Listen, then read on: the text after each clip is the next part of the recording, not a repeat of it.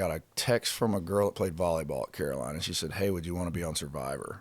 And I just responded, "Sure, why not?" Like, what? Like, I didn't think it would happen. Was this like OG? I mean, did Survivor just start? It was season 21, so it'd been going a little while. But I didn't know the show. I knew of it, but I didn't watch it. And so I half-assed the whole process of even getting on the show. They want the country guy. They want the guy from New York. They want the girl from wherever. And I half-assed that whole thing and somehow got on. And do that, ended up getting second. Came back. What does that mean when you get second? Like, is that just your... It means you lose $1 million, first of all. Okay, so you don't get anything second place. I got $100,000. Okay, which was huge. Yeah. And people are like, "You didn't lose $1 million. It wasn't yours in the first place." But I'm like, who won it that year? A kid named Fabio. He was 21, and he earned it. How can you? I need the rundown. Like, what was the hardest thing that you had to do on that show? Food. No food. We had rice, like 2 spoonfuls of rice in the morning, 2 in the evening. And then funny enough. And where were you? Like what? Nicaragua. Okay. And it's unbelievable.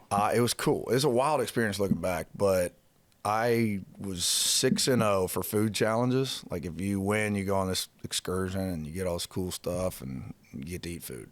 I was 6-0, and any immunity challenge, which assures you that you're going to be on the show and you can't go home, I was 0-6. So I was food driven. If I wanted it, I was going to win. What's Fabio doing today, you think? You still talk to him? We did a podcast or a reunion thing on Zoom during COVID, I think. Last time I talked to him. But I don't know. He seemed like he was doing good. Got $1 million. He had $1 million, and I didn't.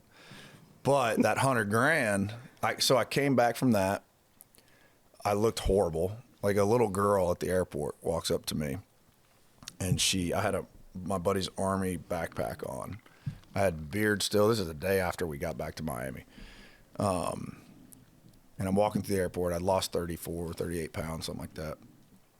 And this little girl walks up to me, and she's like almost a tear in her eye. She's like, "Thank you so much." And I just looked down at her. I was like, "For what?" She said, "Thank you so much for your service to our country." I just looked that bad. Like, I was a POW type situation. And I just kind of nodded my head and kept walking. But that's how I couldn't get up and walk. Like, you're just emaciated.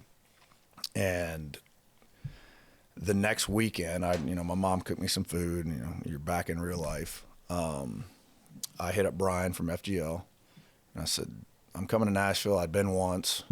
I'm coming. I want to come hang with the boys." And he said, "Perfect." So I get to the house in Green Hills. It was an old rundown just before Green Hills was really nice. And one of their buddies had gotten severe depression and moved back to Kentucky, so they had a room available in their house. And Brian was like, "Yeah, Tyler's already got a roommate coming in." And I said, "Okay, well, that sucks, because now I really want to move here." And I had $100,000 to do it, so I had money to last a little while.